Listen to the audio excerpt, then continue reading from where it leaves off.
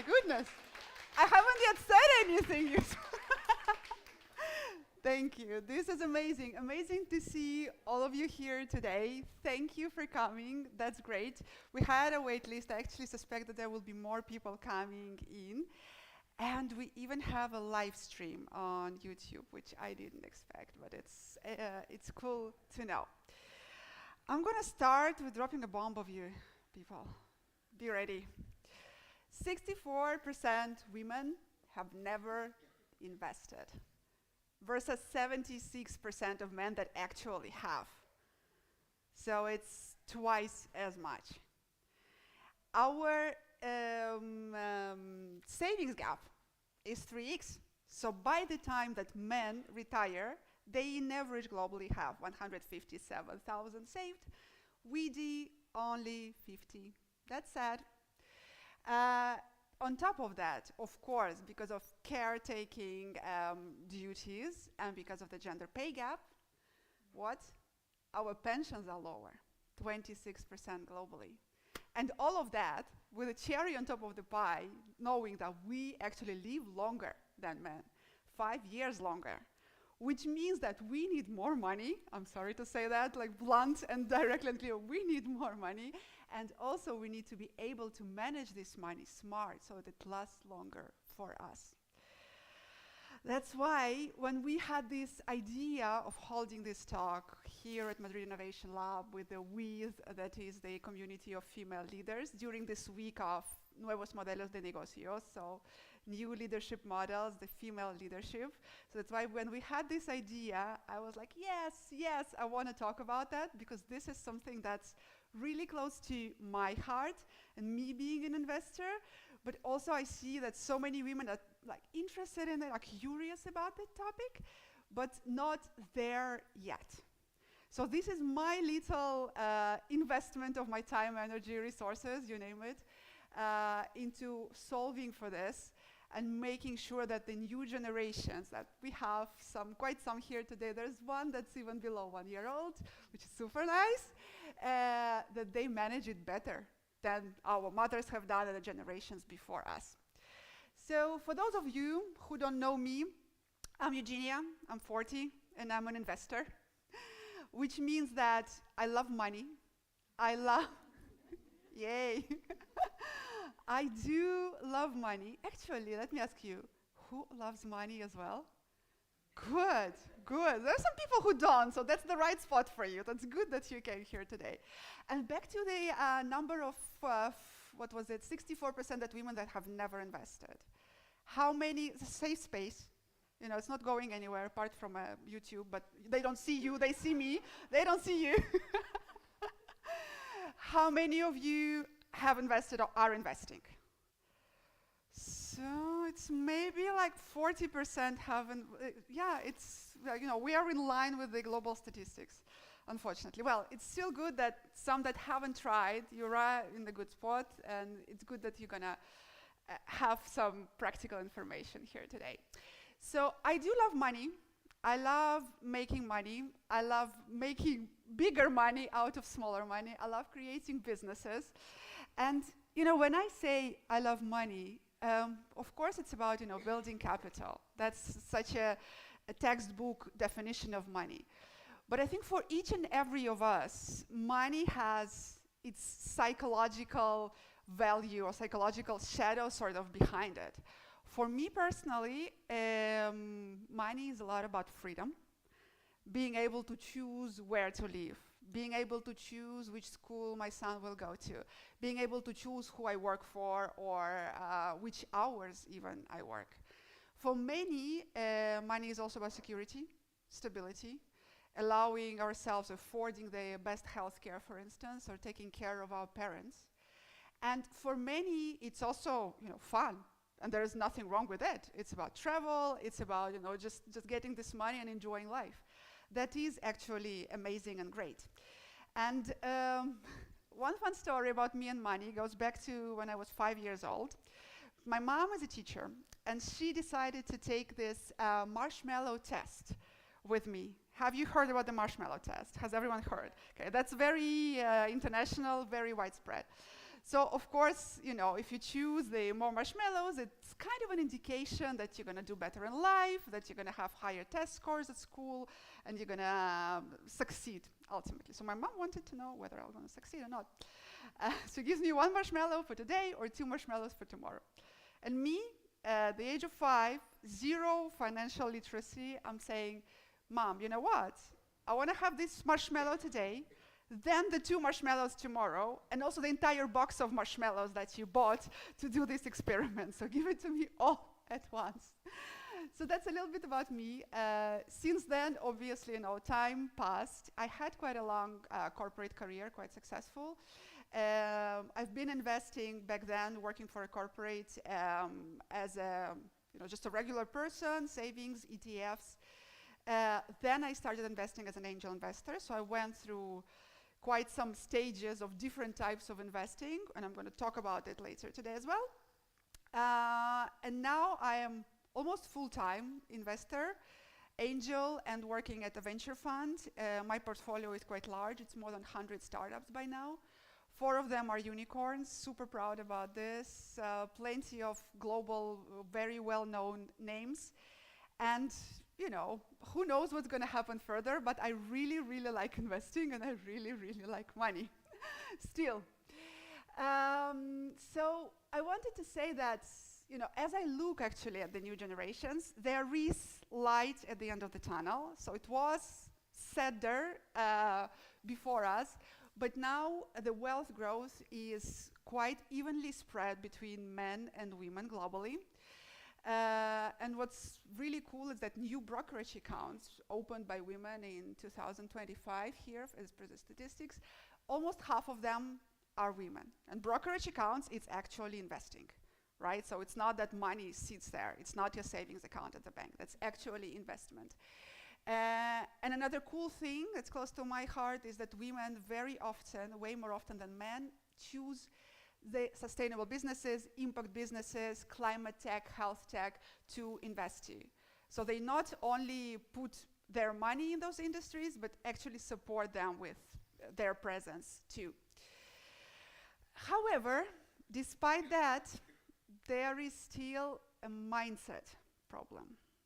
There is the psychological problem. There is this confidence problem of women not being confident about investing. So some of them might actually invest, and they have these brokerage accounts and they try, but they're still not confident about it. And I do understand there's a lot of anxiety about this topic in general, because if you've never done that, how can you be confident that you're gonna do it right and you're gonna do it properly? Like, where does this knowledge come from?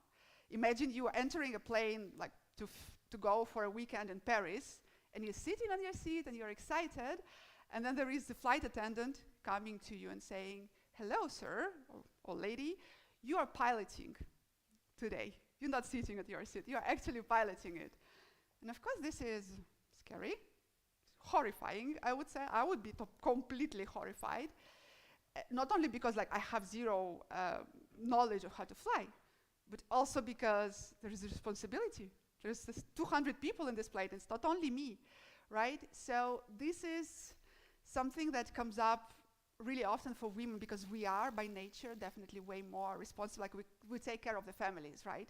So we have this responsibility bulb blinking, and that makes it for us even more difficult. But what if I tell you that women investing, when they do invest, actually outperform men? This is, yay to us, we do that, yes, we deserve that. And it might seem like a small number annually, but if you compound it to 30 years, for instance, it compounds to a 25% larger portfolio versus any man. So that is like a major wealth building opportunity that we are missing on. While we are not sure, we don't know where to start, we think that there's like we're not skilled enough, and so on and so forth. This is what we are missing on.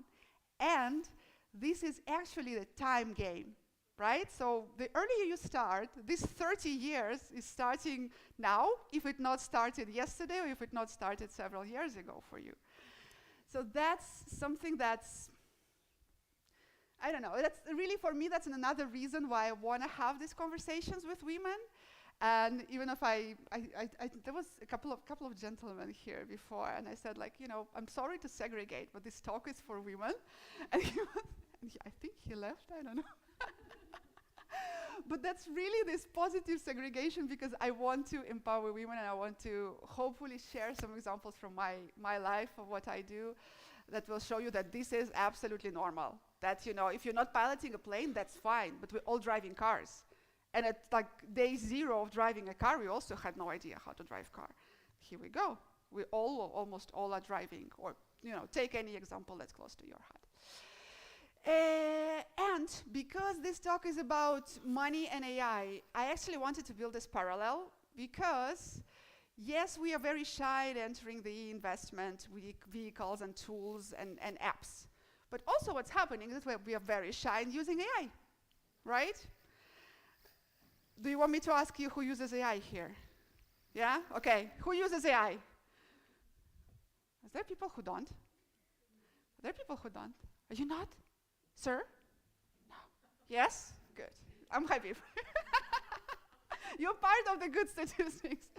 So everyone, no, that's amazing. But there are numbers that are really, I think, sad and alarming. You can see them on the screen. The adoption of AI, and, you know, we're talking about different types of it, right? So we can all probably ask daily routine questions to a large language model about choice. But using AI at work, using generative AI, using some enterprise AI tools, this is not something that women specifically jump into very fast. They tend to be more cautious, whereas men actually like adopt it really, really fast. Now, why does this happen? I let this sink in, just read it for yourself. And this is the official scientific research that was published in a medical scientific journal. That men, in average, think that they are certain amount of points smarter than they really are. And we are not helping them, because we are actually thinking that we are several points below. I don't know how to say, I don't want to say dumber, but like not as smart. So that actually leads to them thinking that they are even smarter, right? And this happens, I think, to all of us, right? There are these barriers in the workplace, like when there is someone talking over you, for example, because they assume, you know, that you have nothing to say. So many examples of it, really. And it's sad, but that's a reality that we live in, right? Yeah, but that's exactly why they're more confident, because they, by default, they think that they are like smarter already. And it's, you know, I don't think that they do it on purpose. That's built in. But for us, I think it's super important to be aware of it, right? Because we live in this reality. Whereas, back to reality, actually, the IQ scores of men and women are, in average, almost equal. So there is no such difference saying that, you know, women are smarter or men are smarter. But what's different is the density.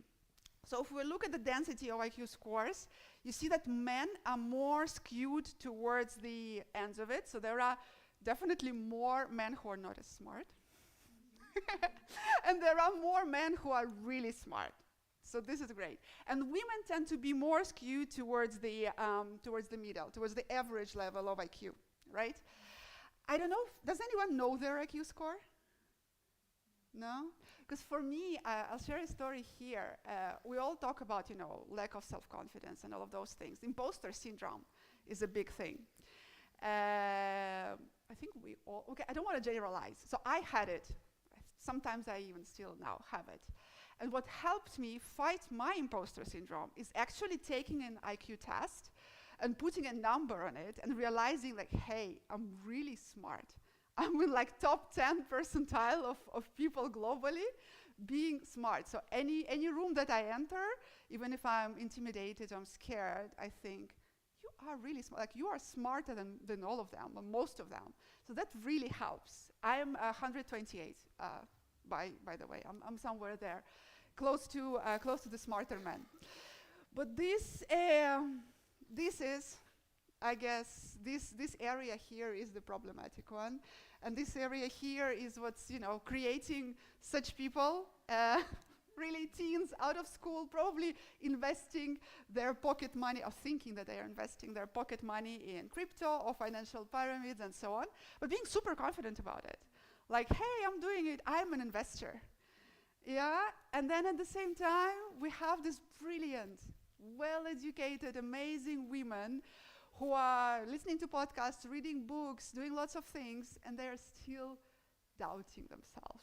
I don't want to say like we are doubting themselves. I hope you're not one of them, but reality says that there's many women, sadly, like this. Amazing, but not believing in themselves. Now a little bit closer to practice and closer to investments.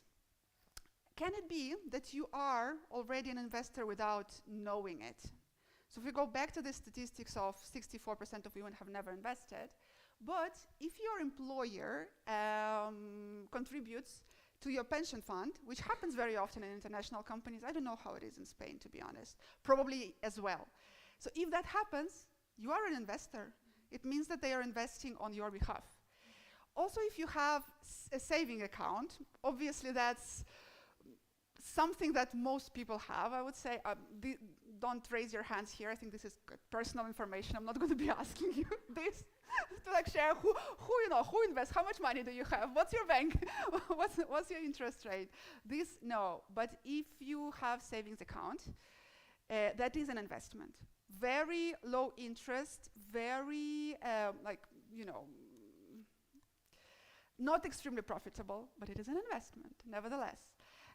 Third one is tricky. It's what's called passion assets. So art, jewelry. If you have a property as well, something that you inherited, for instance, it's not an extremely what's called liquid asset. So it's not something that you can sell fast enough. But still, this is something that that is with you. It's your asset. It is an investment as well.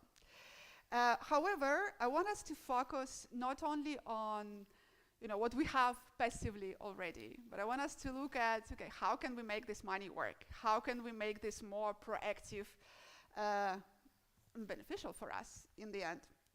And investing in reality is several things. It's buying and holding assets for a really long time. So we're looking at years and decades. We're not looking at buying at 8 a.m.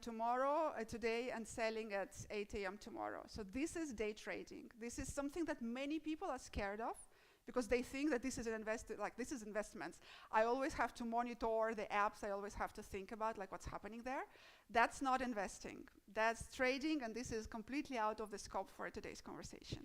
So investment really is, unfortunately, something that takes time.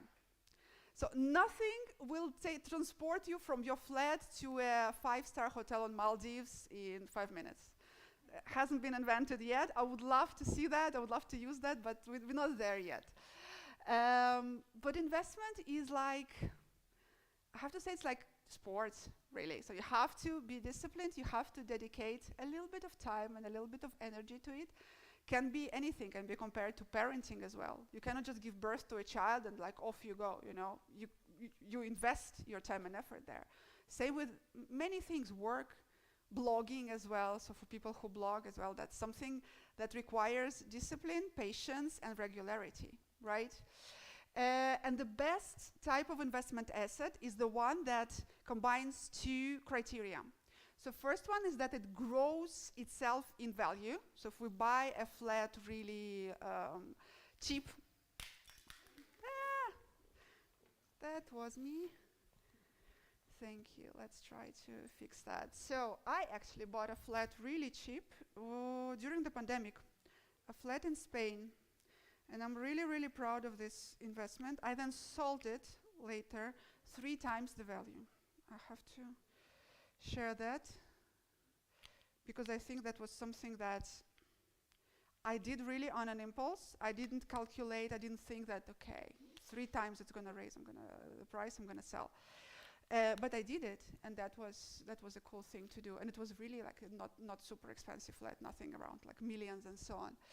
So it grows in value, but also it creates the compound growth to you. So for the words like compound and for some of the terms that I'm going to use today, let me actually show you this. Who's using Claude as an LLM of choice? Because like some people focus on ChatGPT, some using Claude. Okay, so quite some, I would say 40% perhaps, or 30. I love using Claude versus ChatGPT, because it's really an emotional decision for me. I always feel that when I talk to ChatGPT, I talk to someone mediocre, and when I talk to Claude, I actually talk to a smart person. I have this feeling, I don't know. That's what I like. I like talking to smart people. And what I discovered and what I like to use is the learning mode. I don't know if you see it really well because of the screen, but learning mode on Claude is something that allows you to, basically it's your tutor on any topic. So if I wanted to learn about the compound interest, any other topic as well, what I do is put it into Claude Learning, and it creates structured lessons for me. It creates quizzes. It actually teaches me on this topic based on my pace and on the specifics of the topic that I need. Right? That's really useful thing. And later it can be transmitted into Claude Skills. So Claude Skills, for those who don't know, is something that's stored within Claude forever, so that you don't have to reprompt it.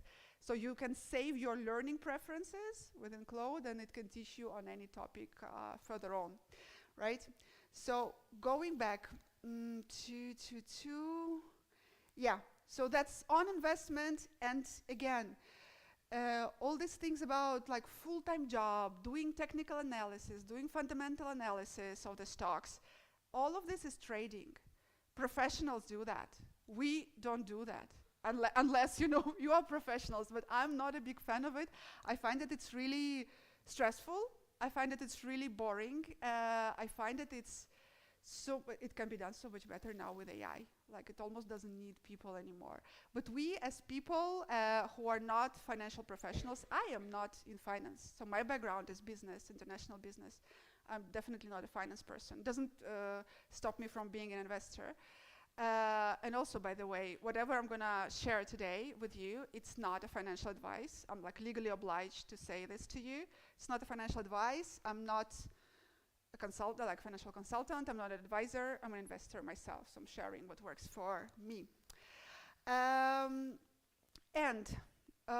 did I want to say here? I wanted to talk about the sort of the fears that are top 3 fears from women, why they, like what prevents them from investing, even knowing now that investing is fairly easy and it's more of a time game and it's more of a routine rather than something, achieving big things.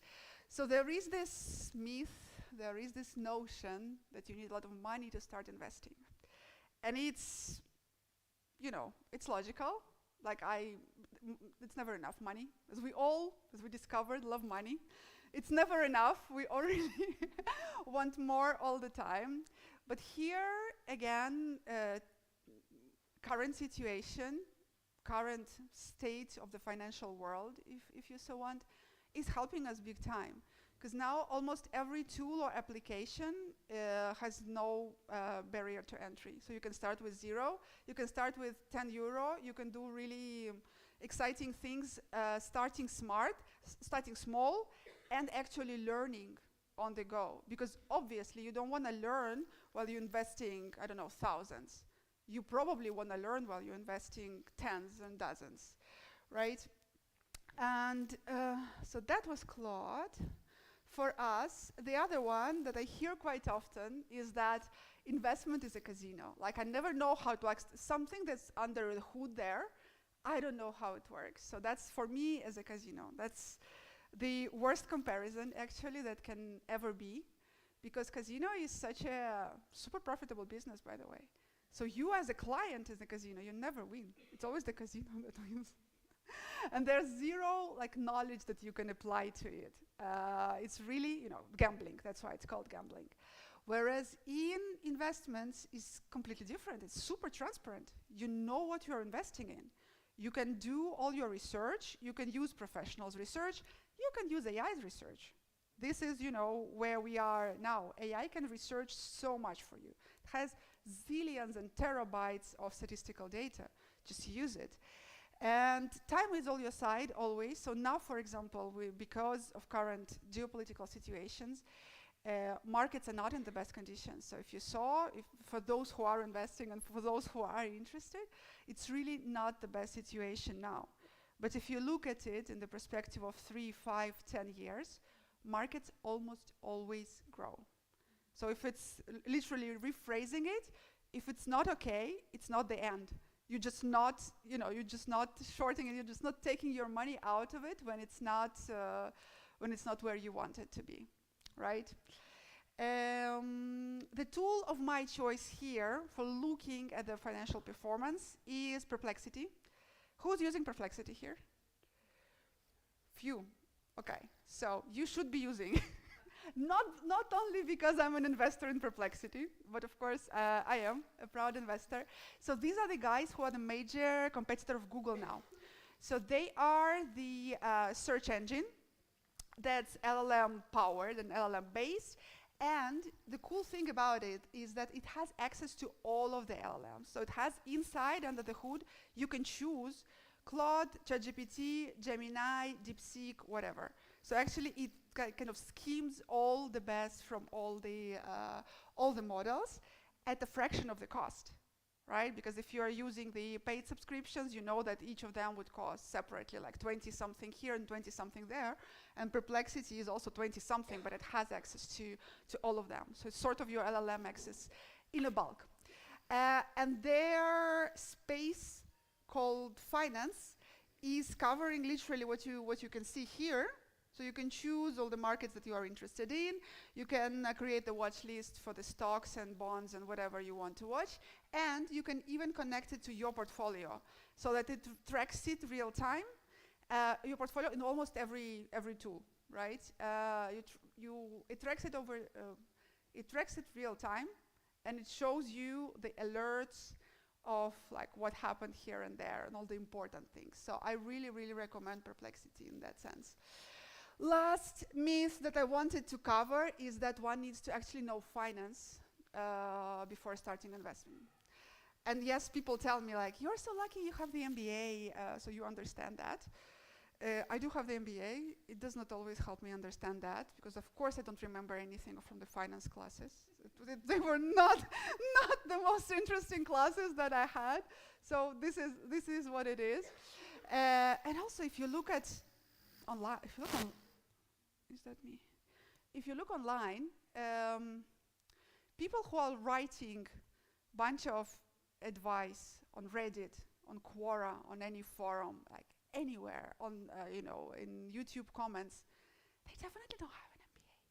These are probably the people from this, like the beginning of the curve, so people who want to share their knowledge because they think that their IQ is super high, which it is not.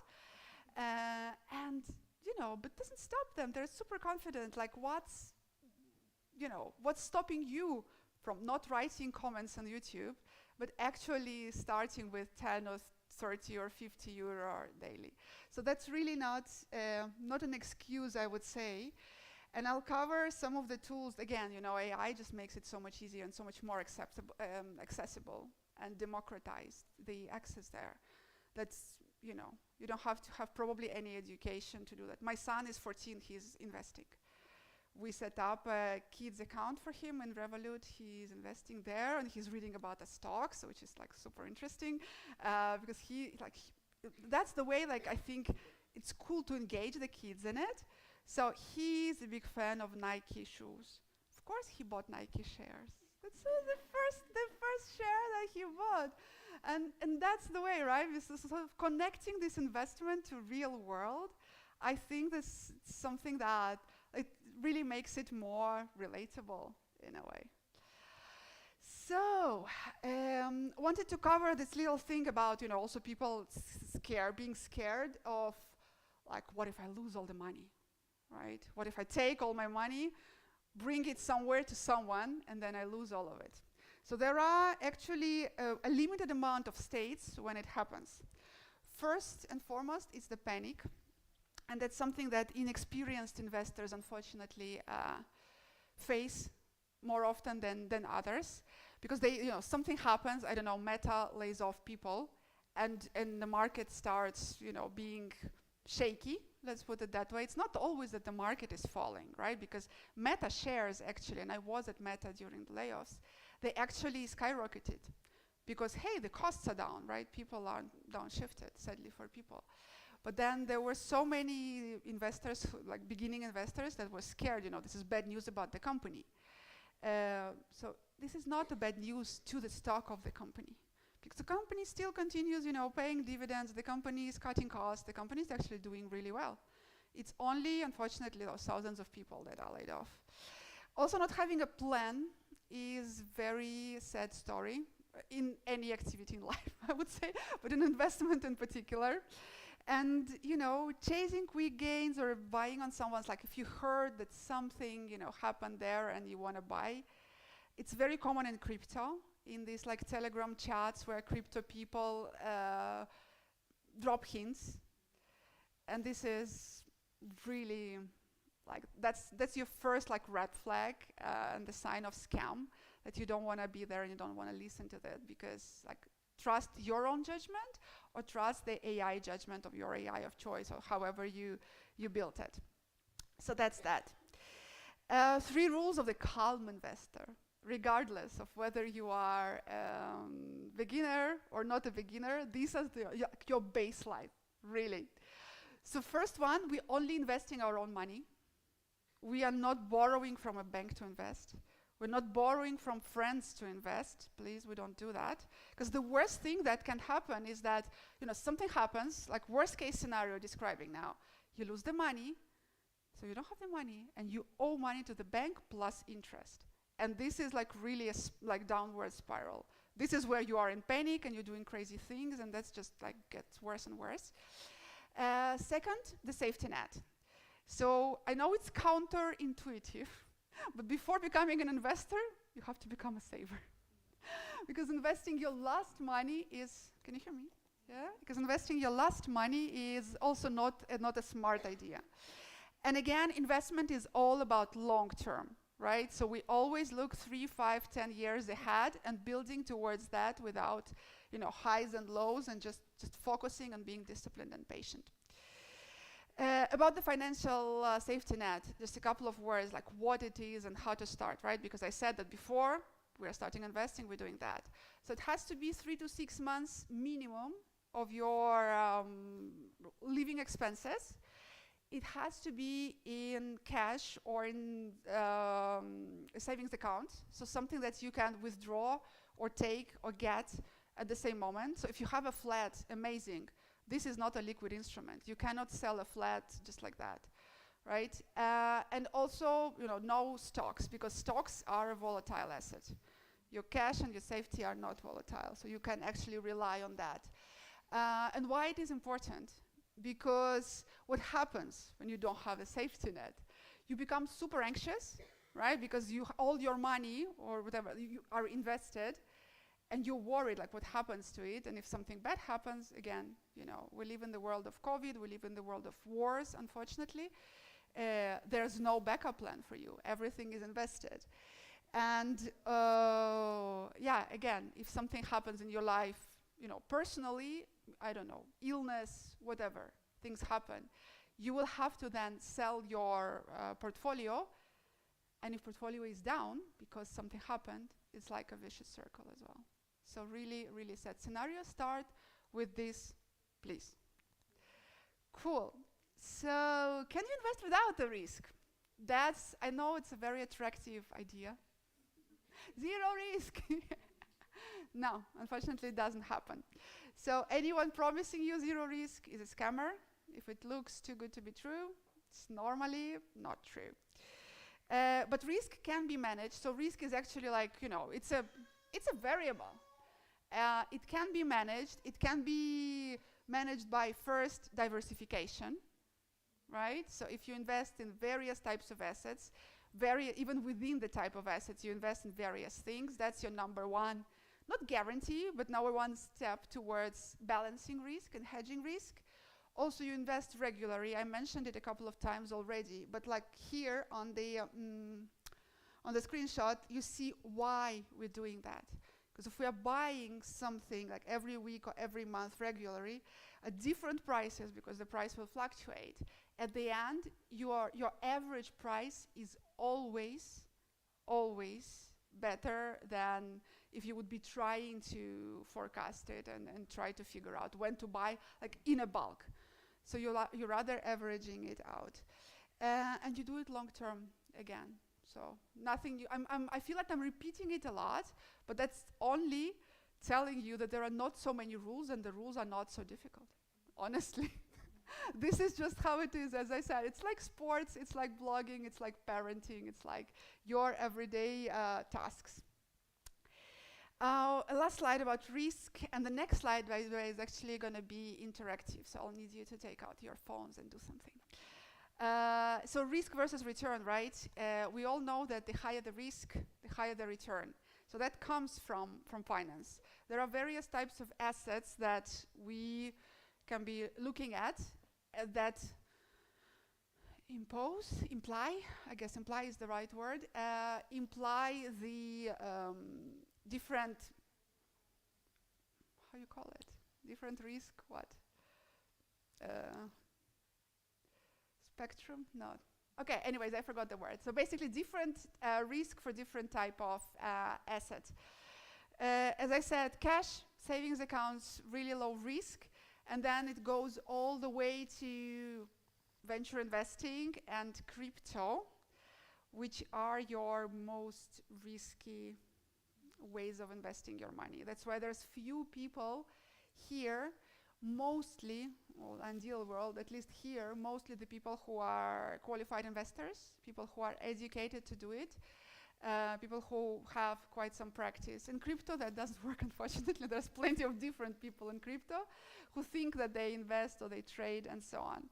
But like why the risk on venture investments is so high is because only 2% of startups ever actually make it somewhere. Plenty fail straight away, plenty fail after venture funds invested some money in them. If you think of a very, very famous case of Elizabeth Holmes from Theranos, if you've heard of it. So she actually created this fake technology of blood testing and identifying some cancer markers and so on. Because she was super charismatic, she actually convinced the entire Silicon Valley that this is the next big thing in health tech. She raised, I don't have it on top of my head, a huge amount of money, like literally, I think trillions, and it was like a flop. It was nothing. It was really only her words, and people believed her. That was amazing. She is in jail now, so that's the outcome of it. But all the money that venture funds invested in her are gone. I think she didn't return anything, and that was trillions. So when she's out of jail, probably she's going to be a really, good, have a really good life. Let's put it that way. So that's on risk and return. And this is our interactive exercise. So, yeah, please do scan the QR code. Let me actually, I'll let you scan it. And I wanted to put some music for us as well, because it's going to take you probably a minute. I think it's 10 questions. It's a quiz that will let us determine your risk profiles for each and every of you. Oh, no way. Oh, really? Why is it?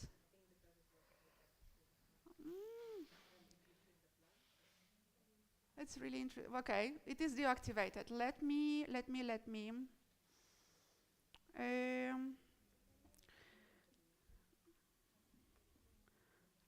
do something. Let me active, because the quiz is there, so it's just really the QR code that doesn't work. Yeah, but how can I send you a link? That's really painful. So why don't we do the following? Give me 2 minutes. I'll generate a new QR code. I'll put us some music on, and you can go for some drinks or some food, and then come back, right? Because I've been talking now for what it is. Oh, quite a bit. So let's do some physical activity, and I'll generate the new one because this one we need it for further on. Okay?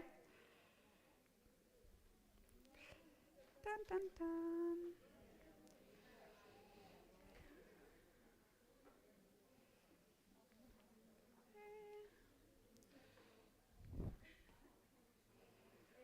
Dun, dun, dun. Нет, мне кажется, нет. Я хотела... Сейчас я поставлю...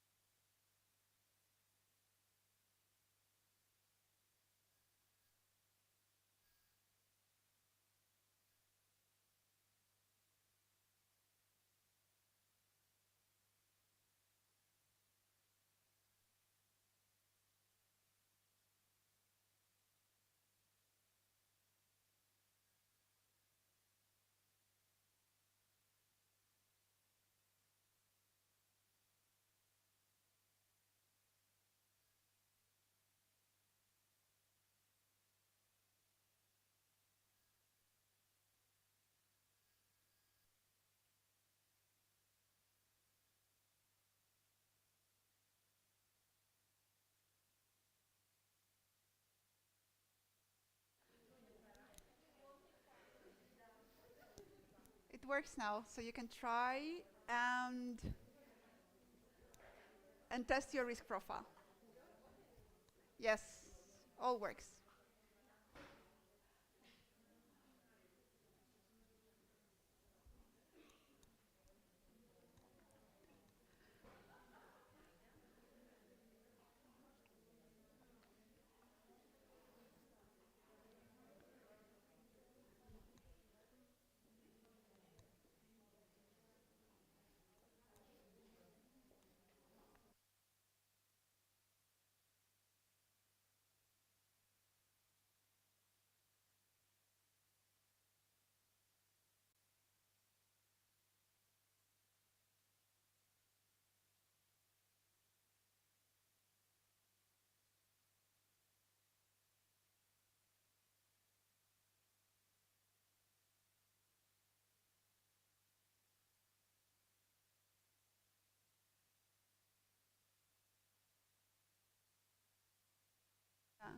So for those who don't have internet here, there is Wi-Fi password over there, and you can do that.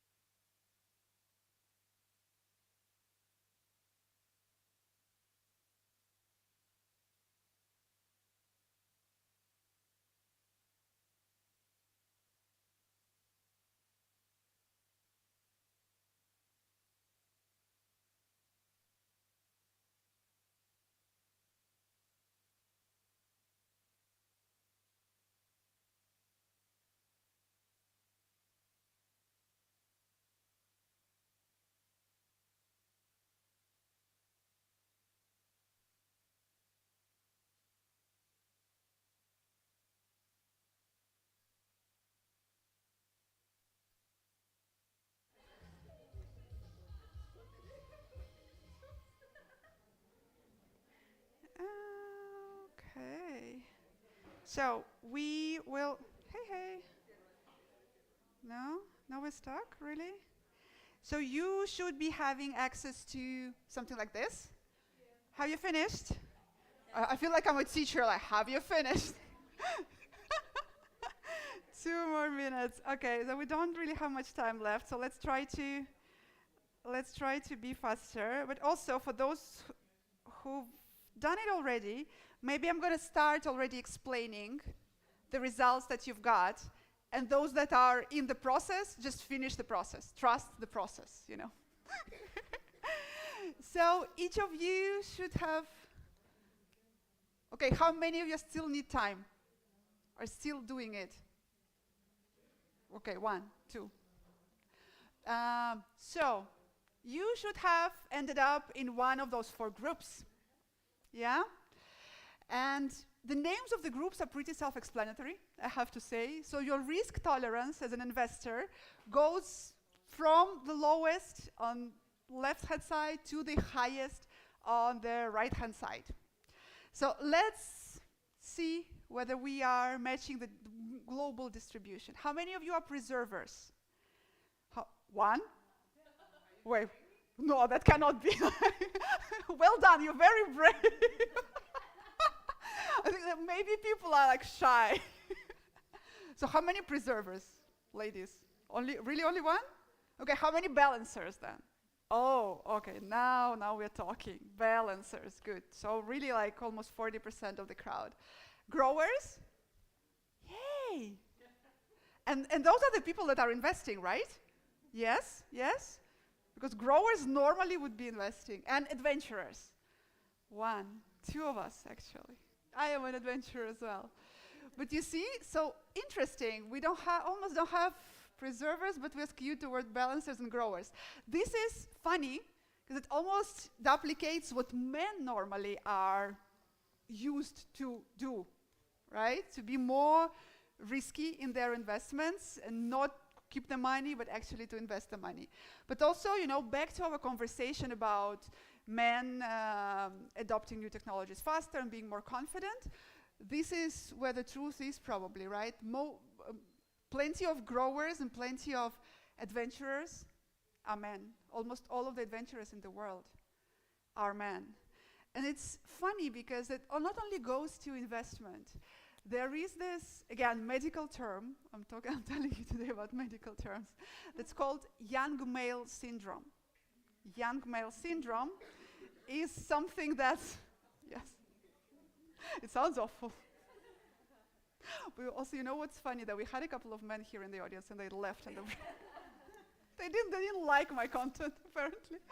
But, so young male syndrome is something that is observed in teenagers and younger adults, male adults, up until the age of 29, where they're prone, because of the excess of testosterone, they're prone to more risky behavior, they're prone to aggression, I'm sorry to say that, and they are prone to competition. They're competing for the status among themselves. So this is medical, this is scientific, and that's what makes them take the risks and be more comfortable with taking the risks. So I'm going to walk us now through all of the 4 profiles really fast. I know that there's only one person that is a preserver. We'll still cover it quickly, but what I really want you to keep in mind is that the investment strategies might overlap for several types, and also the fact that you might be one type now and you might either evolve or develop or change. I started as a preserver when I was 26, maybe 27. I started as a preserver and I went through the entire thing there. So preservers are very often people who, how shall I put it? For them, the pain of losing the money is higher. The pain of losing the money is perceived higher than the pleasure of gaining some extra money, right? So they are very risk averse. Some even call them avoiders, not preservers. There are normally 2 types of preservers. So there are either people who do not have skill, like have never invested, they just don't know what to do. Bless you. And there are the second type, and I want to be really careful here because these are people who had some traumatic or negative experience with money in their life. My mom is a preserver.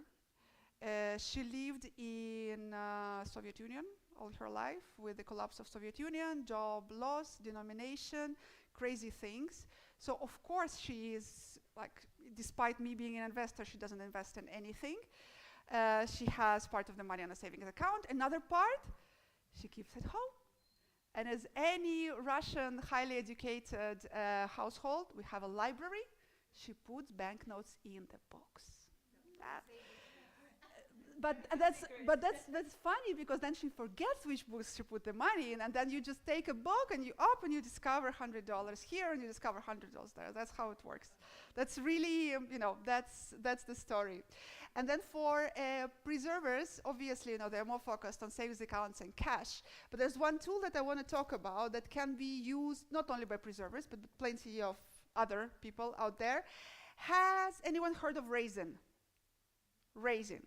Okay, so you probably haven't heard about it because their target audience are senior citizens. But they work for everyone. And what Raisin is an app that compares interest rates from banks in the entire EU So they are actually a Holland-based, Netherlands-based startup, a unicorn by now.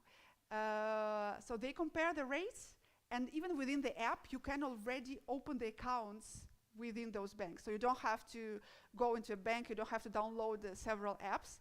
You can actually open several accounts with several banks within this very app. And you know why they target senior citizens? Because there are plenty of older people who have accumulated some wealth, and according to the EU regulations, the only 100,000 euros within one bank is covered by insurance from the government. So they would be putting 100,000 here, 100,000 there, and 100,000 there. For us, you know, if we're not looking at 100,000, that still works. We can still invest in, or put money, sorry, not invest, well, it is investing again, invest in several banks. So that's Raisin. And another topic that's relevant here, but also for, I would say for balancers, it's also super relevant. Robo-advisors. Who heard of robo-advisors? No one. One, okay, the adventure, good.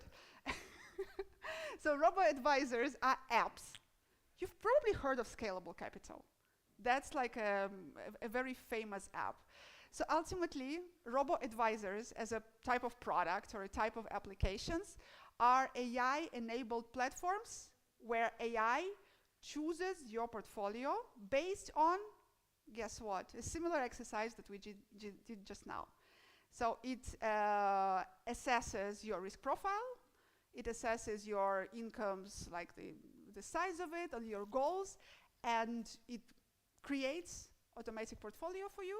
It manages this portfolio, and it rebalances it with time. So every 3 months or every 6 months, if you decide to do it, they would rebalance it. Because it's all AI and like automated, there are no brokers behind it, there are no people, it's really low cost, right? So I totally recommend looking at those. Those are 3 that are either free or freemium. Indexa is quite it's available across EU, but it's very common in Spain. Scalable Capital, also very well known, so very trusted tools. This is something that allows you to create portfolio as small as like, I don't know, 50 euro, 100 euro to start and to see how it goes through time and to learn from it. This is something that like literally requires probably 1 hour of your time to set it up, and then half an hour every 3 months to look at it. So all automated, all done by AI agents way before the hype of AI agents that's happening now. So balancers, and these are the people who are disciplined. I'm really impressed with you. These are the people who are disciplined. These are the people who don't have any problem with like regularly investing and thinking that, okay, I might not be getting super high output, super high returns, but this is predictable and this is stable and this is sort of your slow and steady wins the race. These are these people. You see that the portfolio here is skewed towards ETFs. You probably heard of the term ETF. I hope so, yes.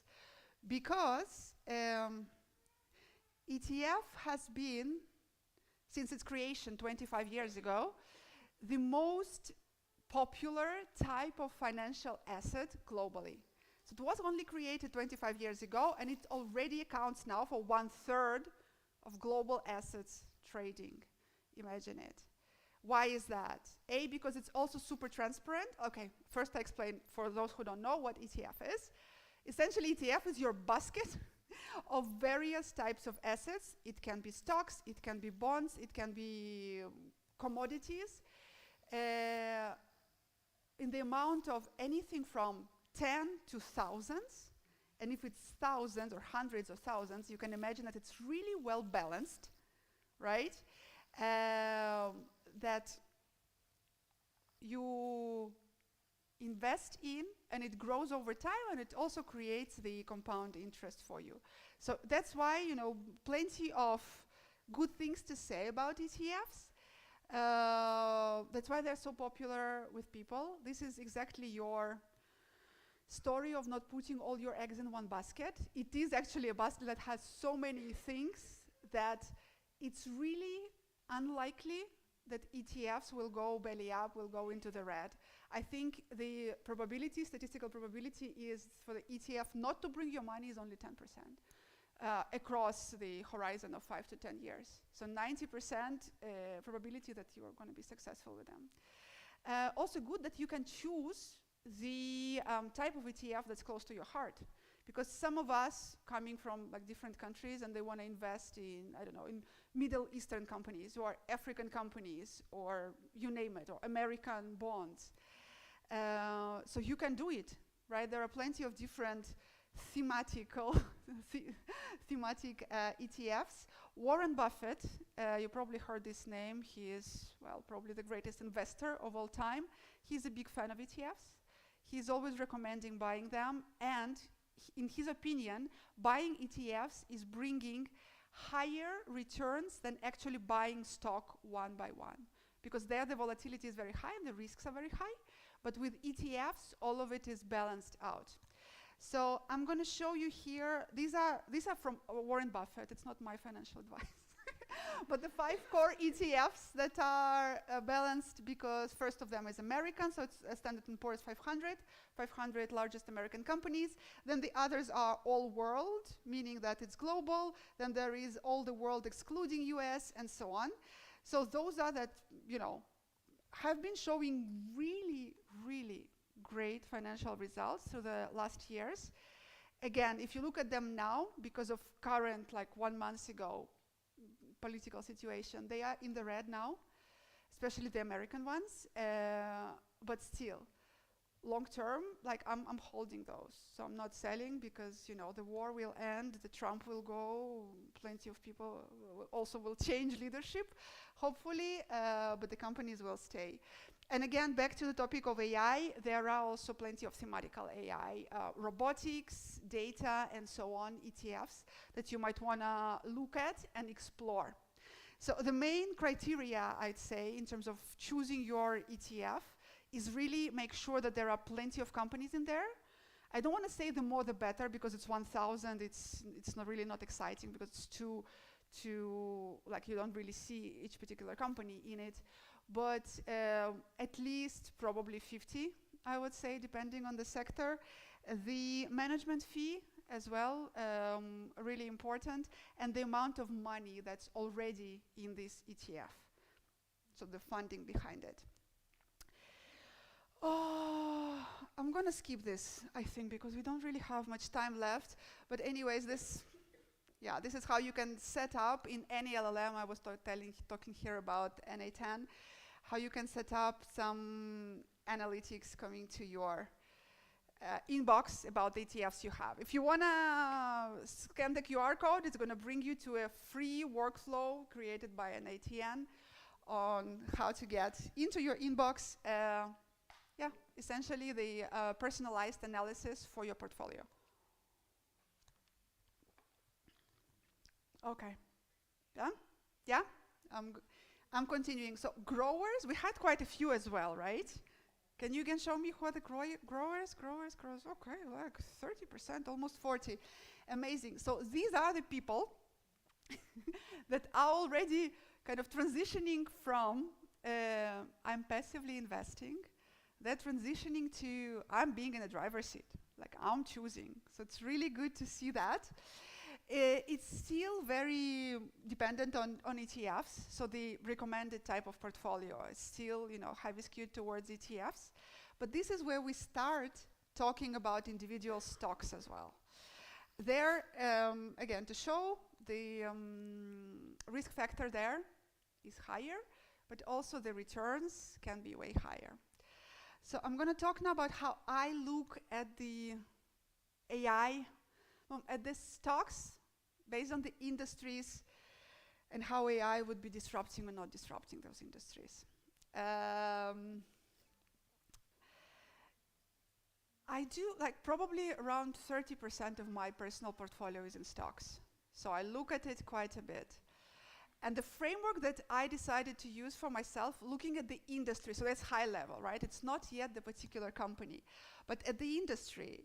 First of all, I look at how exposed this industry is to AI automation, right? And there are plenty of, all the fintechs, all your insurtechs. That's going to be, like, today I'm only talking about AI-enabled finance. So people will go. The financial analysts, unfortunately, will go very soon. So looking at this, and on the vertical axis, I'm looking at how much of how labor dependent is this industry. Because again, the more people work in this industry, the faster replaced it's going to be, depending on the size of the amount of people. I don't want to say size of the people. That sounds wrong, really. So the lowest risk of AI disruption is here, when the labor costs as a proportion are low, and the industries that cannot, or it's difficult to disrupt them with AI. And what do we end up with? FMCG, so food, beverages, discounted retail, so really cheap shops. Staples retail, it's groceries, ultimately, staples. So all the things, if you remember COVID, these were the things that we were queuing after. Literally, those were the things that were super, like, top of mind for everyone, and like, we were there. The two industries that are interesting here as well, it's energy and real estate. And why is that? Why you think it is happening? Data centers, good. So AI growing. Every LLM, regardless of which you use, requires GPUs, chips, and data centers. Data centers needs to be built, so that's real estate. Data centers also require a lot of electricity, utilities, cooling, all of that up here. And another good one is actually cybersecurity. I don't know if I put it here, where was it? But the more lines of code ultimately we generate, the more vulnerable we are. By we, I mean the planet Earth. And we do generate a lot of code right now. So cybersecurity will be the one that's growing too. Again, this is a snapshot as of now. We all hear now that, AI hype, AI bubble as well. Probably that's going to change really soon when the bubble will be closer to the burst. But for now, this is how I look at it, and kind of monitor it closely to make sure that my portfolio is reflecting the reality. I don't do it personally on my own. I also use lots of AI, like as I said already, Perplexity Finance and plenty of other ones. But for me to share with you also some of the tools that can help you with research, and more detailed research on markets, on stocks, on ETFs, and so on. So those are either free or freemium as well. I don't really want to share like paid stuff because you're just trying it. Probably you've never used any of them, so try and see what's working here for you. Some of them are startups, some of them are, TradingView is also a startup, but it's very well established already since I don't know how many years. And some of them include as well different, like investment advisors, for example, here as well, Aster. So something for you to really to play along with and to see what works for you.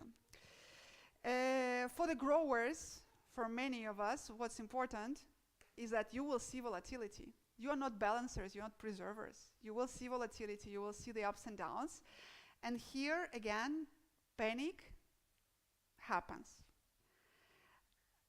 I want to normalize this panic probably for the first couple of times and say that it's scary when you see it, but if you put it into the perspective and you think that, okay, it's part of this cycle, there was growth, there was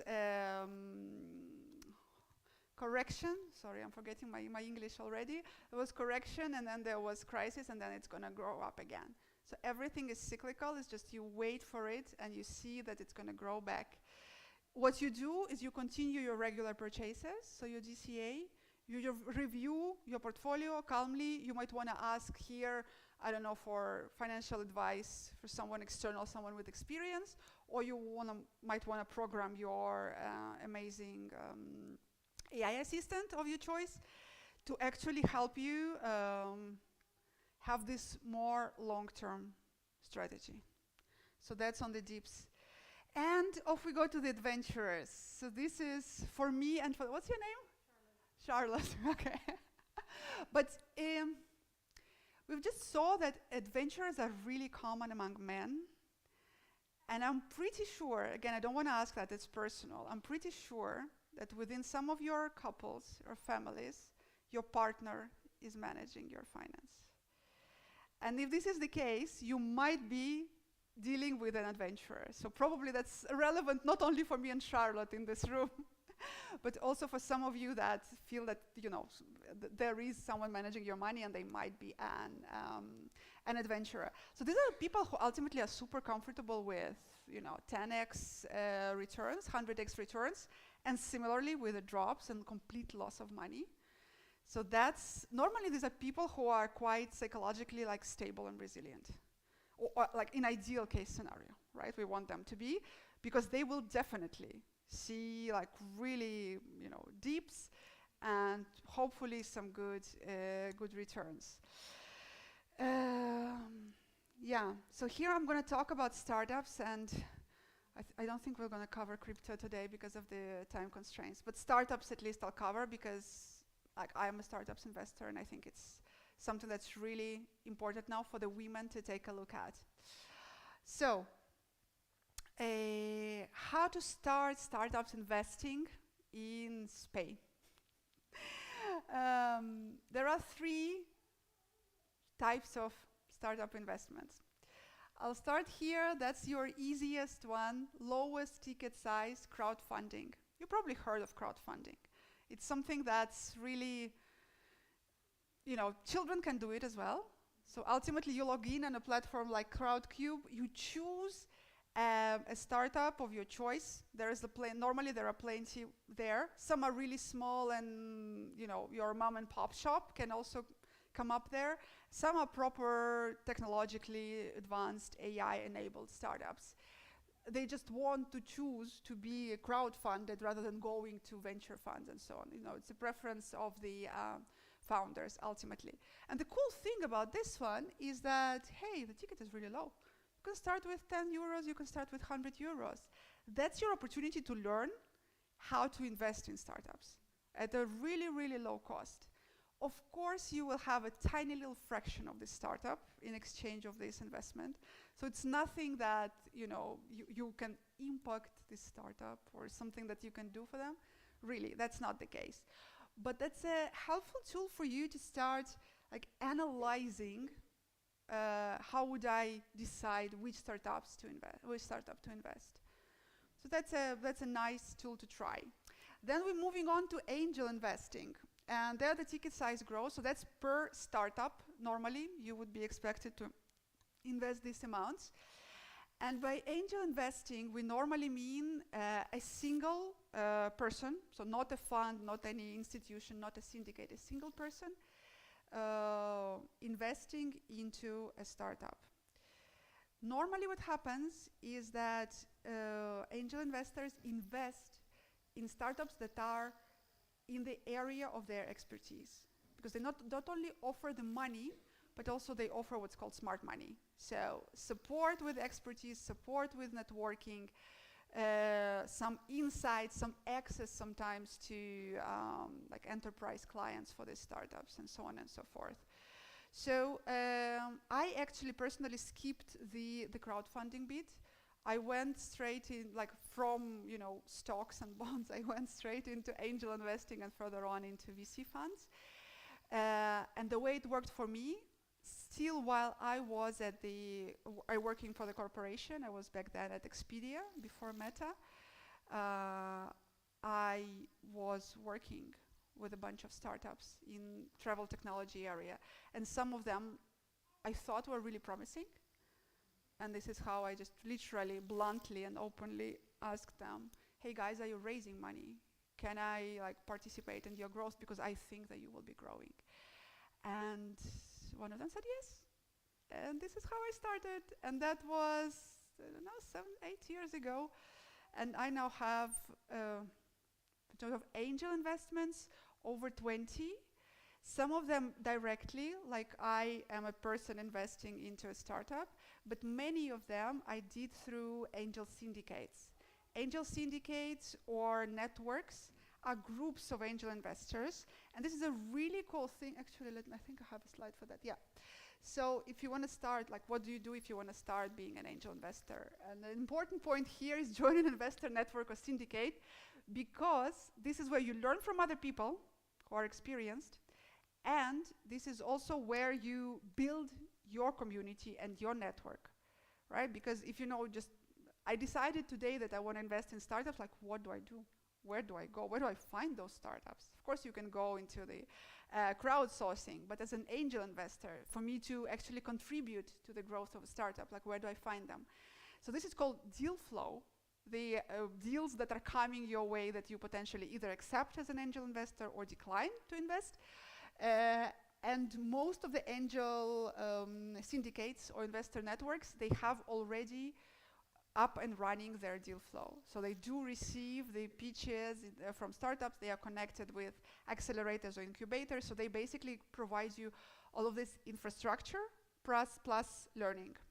So I definitely encourage you, if you are interested in this, you don't have to invest, but just join as a test and learn. Join one gathering of such an angel syndicate, like research the one that's, for instance, in your area of expertise. If you're doing HR, there's probably one network that's, doing HR. Let's see what I put here. So there's a way for STEAM. So these are actually women angel network investing in STEM, right? So in technology. And they do have like free gatherings. You will just be able to join and to listen what type of startups they have, what types of questions they ask. And it's really, I'm naturally a very curious person. I think that's really it opens up your brain a little bit. It also tells you like what's happening in the market. Like it gives you another perspective as well to, to your industry where you work, to your area where you work. The thing about both like investing in startups in general, both for angel investing and VC fund, is that it's a long-term game. So you lock in your funds for I say 5 years is a minimum. Normally we look at 7 to 10 years. So that's something that you need to be very comfortable with. So that's definitely not the money that you can take out tomorrow and do something with it. The venture funds, the sort of the most institutionalized way of investing in startups. It is you bringing your money to professionals. So you can, in a venture fund, if you have a certain amount of money, that's normally quite a high entry ticket there, but you can bring your money to professionals, as I said, general partners managing the funds. Funds also have it's called thesis, so what their topic of expertise is. Are they investing at the early stage startups? Are they investing in health technology? Are they investing in climate? Are they investing in something else? So it's also your way of potentially, if you have enough funds, to diversify your investments in venture funds. So I'm now actually working with 4. I'm an investor in 4, and in one of them I'm more prominent and I'm more working almost full time. In some others I really just gave my money, and my money is working out with them because I trust the general partners. And normally the general partners invest into plenty of startups, so it can be 20, 30, 40, because obviously it's not only you who brought your money there, it's normally hundreds and thousands of other people. Yeah. So that's about venture investments. I covered this. This is for those who are interested in angel investing. So 2 of my friends, 2 amazing women who are angel investors, wrote this book, and I vouch for this book. I've read it. It's I stand by it. It's a really no bullshit book. I think it was on Amazon. It's now not available, but if you take a photo, I think they will renew, and the next batch that there will be on Amazon, you can definitely, I totally recommend buying it. So the last slide, I think, is it the last? Yay! It's the last slide on the how to find your startups if you want to invest in startups. And as in many activities in life, there is hunting and fishing. And first, probably, well, it depends. My strategy. I'll share my strategy. I first started, I guess with fishing, you would call it, because I invested in the startups that I knew already, they knew me, they knew that I could be useful for them, not only with my money, but also with something to help them grow, because I'm like I specialize on commercial strategy, on GTM, on the things that really kind of show growth fast enough. But plenty of other things you can do to get exposed to what I told is called deal flow, right? To this flow of startups. Join female angel networks, not only female, of course, there are plenty of mixed ones, but since we are a female gathering here now, female, building your brand, attending different gatherings, so that's really like investor job. A lot of it is an extrovert job. I often say that I am an introvert working as an extrovert. It's really, you build your connections, and then your connections start sending you interesting deals or inviting you into something interesting that's happening here as well. And hunting, there are two tools. Also AI-powered programmatic search of startups, Harmonic and Spectre. They're really cool. For global investments, in Spain, I haven't heard of any that would be like doing exactly the same job, but ultimately that's scans the internet, all of the things in internet, and sends you signals of, okay, this is like a really talented engineer that left Google, and it might be that he's going to build his own startup, because that happens very, very often, that engineers from Google do their own startups, and so on and so forth. So stuff like that, and plenty of tools as well that help you research this and find the right deals. But we always say in the VC world that finding the right deals, amazing, that's great, but also it's important that they choose you as well. The startup chooses you, not only you choose them. So that means it's the access and connections. So you have information, and then you need to have the connections to actually get into these investments. So that's on deal sourcing. We are now getting to almost the end of the presentation, and then there's one more. No, not so fast. Wait, hey, one more interactive activity, and this is probably the most important one. Because I told you plenty of information I've given to you, but information is only worth something when we do action based on this information. And for the action, we need a goal. So this is the tool that's going to help you with the setting your goal for the retirement, so that you understand how much money you actually need to be saving each year to get to your retirement goal. Does this one open? All works? Yeah. Okay, cool. One thing that I'll ask you to tweak here, I didn't cover it when I was talking about the different profiles, but this annual return, the percentage depends on your risk profile. So for the preserver, you probably want to put something around 5 here. For the balancer, probably around 8. You can leave it at 8. Grower, probably around 10 or 12. An adventurer, anything around 15 plus or around 20 in the good case scenario, because it can be one year like really 15 or 20, another year it can be in red. Yeah, you need to be comfortable with that, and I guess if you're an adventurer, you probably are comfortable with that, Yes. So this is, something actionable that you can get out of it. Ask me questions if something is unclear. About this one. And by the way, to the topic of accessibility of AI, this one was, so the quiz, I vibe coded it in 15 minutes, the quiz that you were taking previously on Lovable. This calculator was vibe coded by a friend of mine who is a financial expert, also in 30 minutes on Lovable. And if we were able to do it, you are able to do it as well. All of these tools are now here for us. Nothing scary.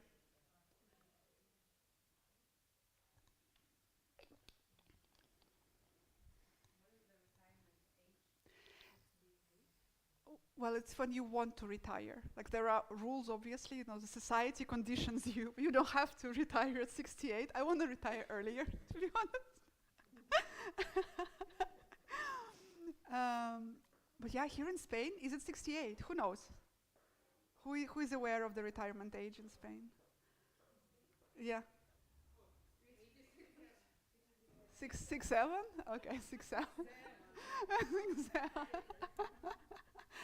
Oh my goodness, 6, 7, okay.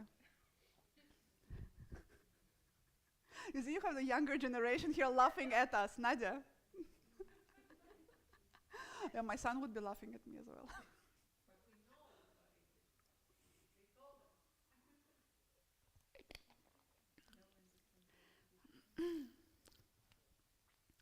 So, how does it look?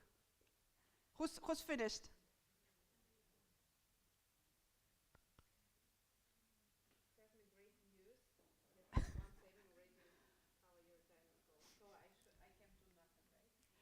Uh, I don't want to look at the numbers because I think this is like very, very private. But I think phase 2 should be uh, phase 2, not phase 1. Like at the very bottom, there should be the number that your yearly contribution to achieve your goal by the retirement age. You get it? Yeah? Okay. I see people laughing at their numbers. Is it like because you're happy with this number, or is it because you're more scared?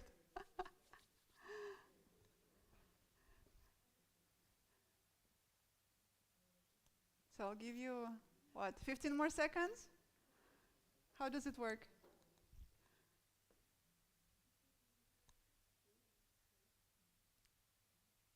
Everyone's very focused. I like that.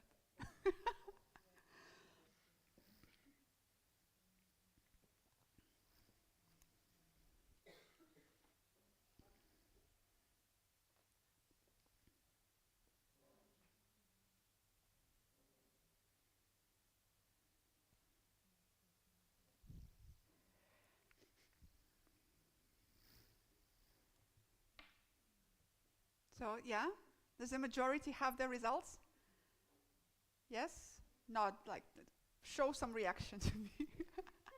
I know this is an exciting tool because you can tweak the things, right? And you can see, maybe you want to be less ambitious. Maybe you want to be more ambitious. But this is a great tool to actually put this into perspective. So who's got their numbers? Who's got their results? Yes? Yes? Who's happy about their results? No one. Okay. Well, that was the purpose. Good. The purpose was to become aware, right? Who's scared about their results? Okay. Well, that can be the case. That's exactly why I'm not asking, because if you think of, we all live in the day. If you think of the perspective, sometimes it's really like you really face the fact that you might want to do different choices in life. You might want to change something, and change is obviously can be scary, right? But the good news is that with all the information from today, you hopefully will be able to actually get there, right? So what did we do today, right? A quick recap. We did define our financial goal just now, check. We did talk about building the financial safety net, right? That's actually the easiest part, I think. We chose the strategies based on our risk profiles, so now we all know who we are. And by the way, it's really important, whenever you are then communicating with your AI, asking it to assist or like build you a portfolio, whatever, like screenshot whatever you have from this quiz, so that your LLM, your Claude, your ChatGPT knows that you are a balancer or you are a grower. Because sometimes, we all know that also LLM is trained on the data that's on internet. Most of the data that's on internet is what? Male data. It's not female, right? So it assumes that you are probably more risk-taking than you are in the reality. So screenshot that and keep that for your further reference talking about your finance, either with the AI or with the physical person. We looked at how your portfolio can be looking, and ultimately we looked at the rules of the calm investors, right? Diversification, discipline, and regularity. So thank you for this. I hope that was useful. Really, thanks for your patience and for your kind of dedication of doing all of it. I'm excited to have all of you here today, and I hope that we're going to have more events like this, right? Thank you. Thanks.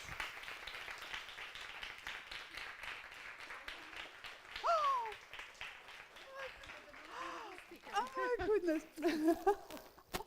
I feel like I'm a musician on the concert. Like I got flowers. You feel free to connect with me on LinkedIn, or later now, I think they're preparing the wine degustation, so you can also connect with me there. Any questions? I think we might have time for one or two before we move to the next room. Yeah. I'm interested to know a little bit about your personal experience with a room full of men in these investment rooms and the perspective that you have and how you deal with that, because I know it can be a little bit not intimidating. I wouldn't say exactly that, but I would say because you have to deal with people that think their IQ is higher than yours. Yeah. Yeah, how do you deal with that situation? Yeah, I think the word probably you're looking for is that sometimes we feel aliens in this room, in these rooms. Yeah, so I think that point about me actually taking properly my IQ test and knowing that I am smarter than most of them helped me a lot, because I'm a very rational person. I'm not a financial person, but I'm a very rational person. So if I know rationally that I'm smarter, I behave also differently. I adapt to it, and I project completely different attitude on them. Probably another good advice for everyone who deals with rooms full of men. I can say that I not always play fair. I, yes, confessions. Especially if it's a room full of men that I don't know, I try to set up one-on-one meetings with one or two of them before, so that they are my allies. They are my ambassadors, if you so want, to that world of men, to that particular meeting. So it's probably not fair, but I'm doing it as it's comfortable for myself. Men never hesitate doing something that's good for them, that works for them. And I probably adopted that. That's, two really kind of small tips here. I did that as well. Yeah. Okay. Any more questions? No? Cool. That means that everything was clear. Amazing. Thank you again, guys. It was really a pleasure. A great audience with like a lot of energy. And off we go, right? Thanks. Thank you. So here are snacks and wines and yeah.